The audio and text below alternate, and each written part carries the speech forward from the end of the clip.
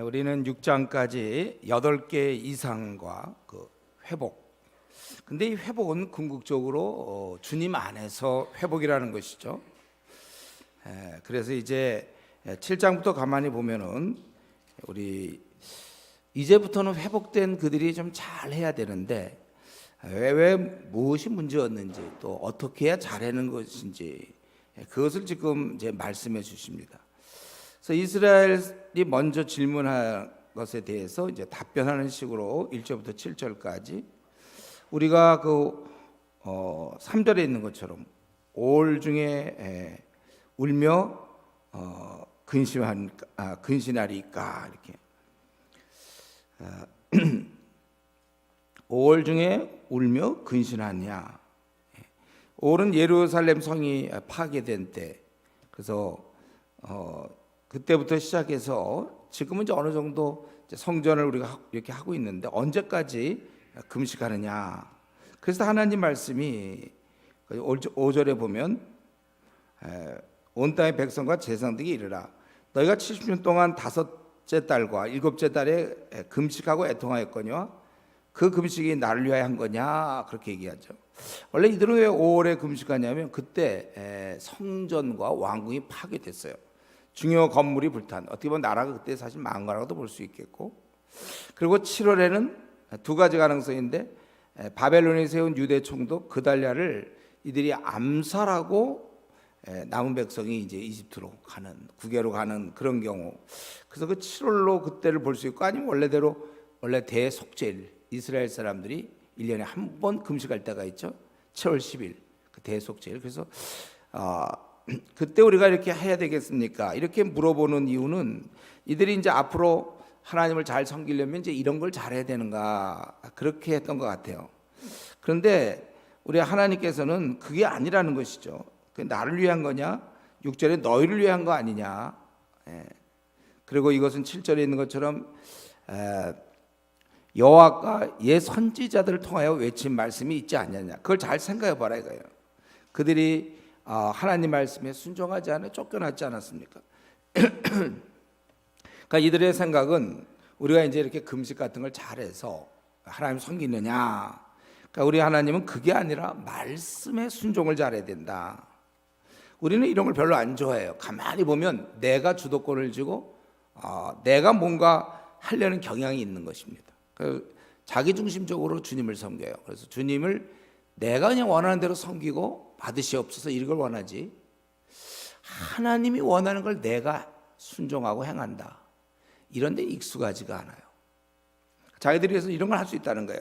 5월 7월 말 이렇게 금식도 하고 그런 걸 할 수 있는데 그건 자기가 주도해서 내가 이렇게 해야 되겠다, 이제 그런 건데, 하나님은 그게 아니고 내가 원하는 것을 너희가 순종해라, 이제 그 말씀이죠. 그래서 그것은 이미 옛 선지자를 통하여 외친 말씀이 있지 않느냐. 근데 그들이 듣지 않았죠. 그럼 외친 말씀이 바로 그 8절에서 10절에 나오는 건데, 여호와의 말씀이 스가랴에게 말하되 내가 진실한 재판 또 공의를 행하고 서로 인애와 긍휼을 베풀며 또 그 모습이 과부와 고아 나그네와 궁핍한 자를 압제하지 뭐. 이때 이들은 자신의 방법으로 살 길이 없는 사람들이에요. 그리고 서로 해하려고 마음에 도모하지 말라 하였으나 그들이 듣기를 싫어했대. 11절에요. 그리고 12절에 보면 금강석 같게 그 마음이, 이 마음이요 좀처럼 안 바뀌어요. 원래 미지근한 성도들 신앙생활 잘하는 거 거의 불가능합니다. 왜냐하면 금강석 같기 때문에. 하나님 말씀 제가 순종하지 않는 사람들 그거 잘 안 돼요. 끝까지 안 하죠. 순종하는 게 이건 보통 일이 아니에요. 그래서 우리가 신앙 좋고 아직 마음이 말랑말랑하고 하나님 말씀에 순종할 때 그냥 그대로 그냥 죽을 때까지 가는 게 낫지, 중간에 자기가 이렇게 좀 세상 친구가 어울려서 좀 방황도 하고 공식 있지 않습니까? 모태신앙들이 좀 놀다가 뭐 이런, 그게 안 되는 이유는 우리 안에 이미 우리를 장악한 맹수가 있는데 그게 밥이 돼 갖고는 우는 사좀 두루 다니면 삼킬자를 찾고 있다고 그랬죠. 바로 우리가 안 되는 거예요. 그래서 이 마음이 금강석 같게 하여 율법과 만군의 여호와 그의 영으로 옛 선지자를 통하여 전한 말을 듣지 아니하므로 큰 진노가 만군의 여호와께로부터 나왔도다. 그들이 불러도 대답하지 않은 것, 그들이 내가 불러도 그들이 듣지 않은 것처럼 이제는 그들이 불러도 나는 듣지 않겠다. 그래서 그들은 바람으로 불어 알지 못했던 여러 나라에 흩었느니라. 그래서 그들은 이제 그들이 아름다운 땅을 황폐하게 하였습니다. 그들이 그렇게 했다는 것입니다.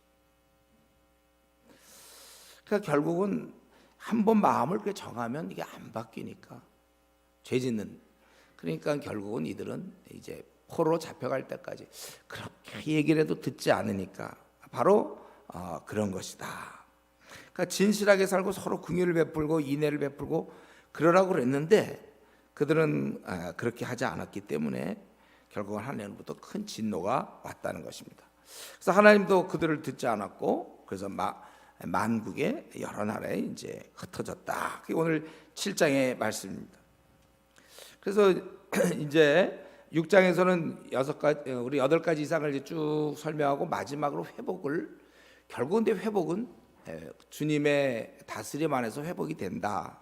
그 말씀하고 그리고 7장에서 그러면 우리가 이제부터는 금식 같은 거 열심히 하면 됩니까 할 때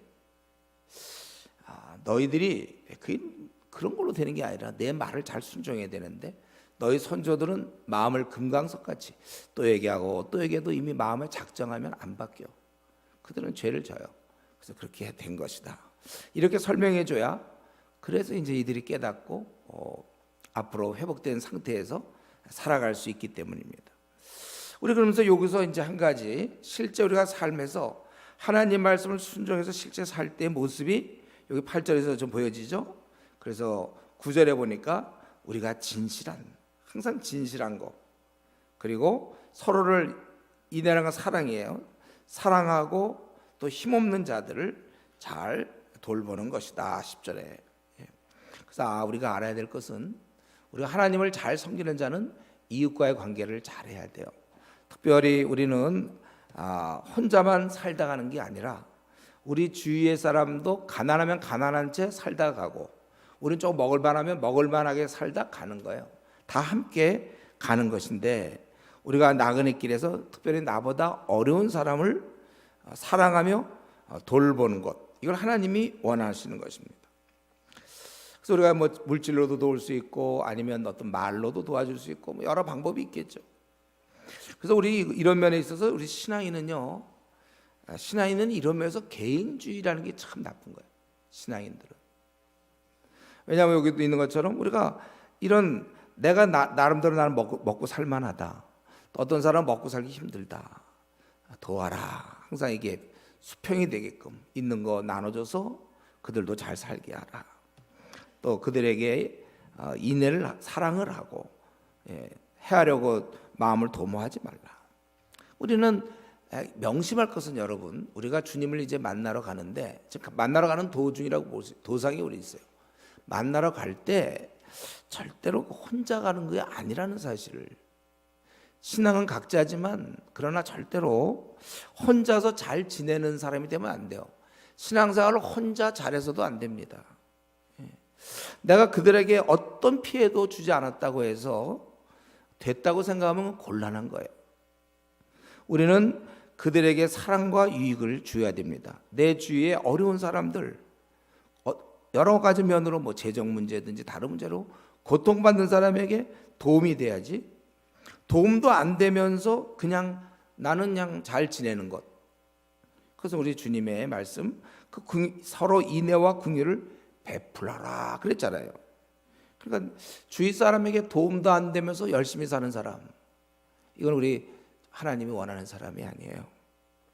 우리는 어떻게 하면 내 주위 사람을 도울 수 있을까? 영적인 문제든지 아니면 물질적인 문제든지 심리적이든지 어쨌든 간에 하나님께서는 우리가 이웃과 잘 지내며 서로 도와주기를 원하십니다.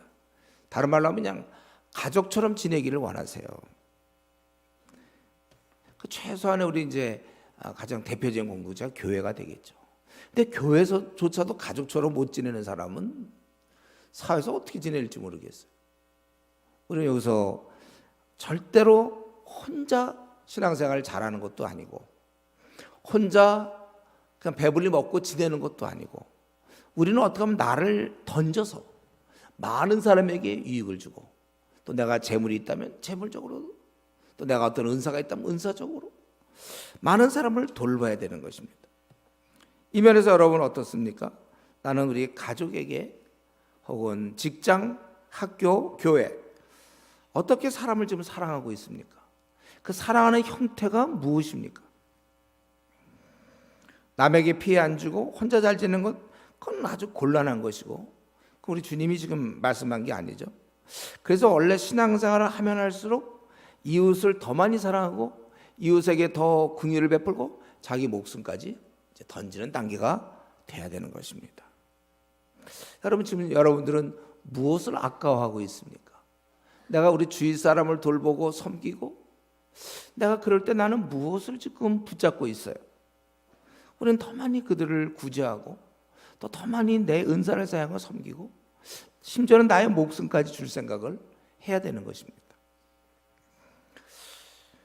그리고 가만히 보니까 이들이 결국 죄를 짓게 되고 이런 모든 것 앞으로 우리가 이제 회복된 사람들 바로 저와 여러분이 이미 주님 안에 있는 거잖아요. 우리 회복된 사람들은 과연 우리가 어떻게 살아야 될까를 가만히 보면 오늘 보니까 그 11절 12절에 보면 그들이 듣기를 싫어하여 등을 돌리며 듣지 아니하려고 귀를 막으며 그 마음을 금강석 같게 하여 율법과 망군의 여호와가 그 영으로 옛 선지자를 통하여 전한 말들을 듣지 아니하므로 큰 진노가 망군의 여호와께로부터 나왔도다. 결국 이스라엘의 모든 문제 그리고 사실 우리의 모든 문제도 하나님 말씀 듣기를 싫어하는 데 있어요. 그래서 마음을 아예 이미 딱 붙였어요. 하나님 말씀 듣질 않아요. 금강석 같게 하는 것이 문제였습니다. 결국 그 근본을 파헤쳐 보면 모든 문제의 근본은 마음입니다. 마음에서 모든 것이 좌우되는 거예요. 그래서 부부 사이도 뭐 환경을 얘기하고 해도 결국 아내를 사랑하는가, 남편에게 순종하는가, 결국 그거 문제. 부부 사이도 또 부모 자식 간에도 마음이 자식에 대한 사랑이 있는가, 부모에 대한 또 자가 효심이 있는가. 결국 부모 자식 간에도 그거예요. 회사에서 동료 또 다 마음속에 사랑이 있으면 잘 지내는 것이고 마음에 미움이 있으면 결국은 충돌이 있는 것입니다. 갈등이 있는 것이고 지금 나와 하나님과의 관계도 마찬가지예요. 내가 신앙생활을 열심히 하는 것은 그만큼 내 마음에 하나님이 계시니까. 내가 신앙생활을 적당히 유지하려는 것은 그만큼 하나님에 대해서 적당한 마음을 갖고 있어서 그래요. 전심을 갖고 있지 않기 때문에. 이것이 바로 모든 문제는 결국 마음의 문제다. 오늘 이 시간에 우리가 기도하기 전에 한번 우리 자신을 살펴보면 좋겠어요. 나는 어떤가? 하나님 말씀을 아주 끔찍이 생각합니까? 여러분 아주 그냥 이 어린애가 그 엄마가 한마디 하면 그냥 그거 그대로 지키려는 거 있잖아요. 요즘 애들 말고 좀 잘 순종 잘하는 애들 있잖아요. 그럴 때 엄마가 말했다, 아빠가 말했다. 그러면 그냥 그대로 아주 그냥 그걸 그대로 순종하려는. 지금 이제 우리 성인인 우리들, 저 여러분 성경에서 이렇게 써 있으면 그걸 그냥 그대로 순종하려고 하는가? 아니면 성경은 이렇게 써 있지만 현실이 주인이 되는 거야. 현실이 하나님의 원하시는 뜻은 저리 가고 현실적으로 뭐 말씀은 그렇지만 말씀인 거 알아요. 그러나 현실이 더 중요하지 항상. 우리가 그런 경우를 너무 많이 보지 않습니까? 저도 신학대학원 다닐 때 우리 교수들 뭐 얘기하다가 말씀은 이랬지만 뭐 현실적으로 그런 게 어디 있어요? 말씀이 그러면 그래야죠. 그리고 십자가 져라 그러면 져야죠. 안 그래요? 좁은 길 가라 그러면 가는 것이고 이웃을 위해서 목숨 내놓으라면 내놓을 것이고 그대로잖아요. 아내를 위하여 죽어라 그러면 죽어야죠. 또 뭐 기도회는 분방하지 말라면 분방을 안 하는 것이고 거짓말하지 말라면 정말로 거짓말 안 할 것이고 말씀을 아주 또 우리 보고 신실하라고 그랬잖아요. 신실하라고. 적당히 하지 말라. 그럼 적당히 하라고. 또 우리 직분자들에게 작은 일에 충성하라. 그럼 그냥 결석, 지각 뭐 이런 것부터 시작해서 예습해오고 아주 그런 것부터 아주 철저하고 작은 일. 우리가 정말 하나님 말씀을 아주 애기들처럼 말 잡는 애기요.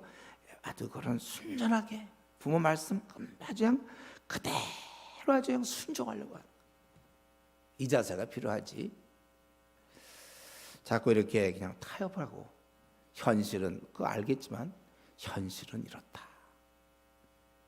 가보면 마음에 하나님이 별로 없어. 하나님만을 위해서 사는 게 아니에요.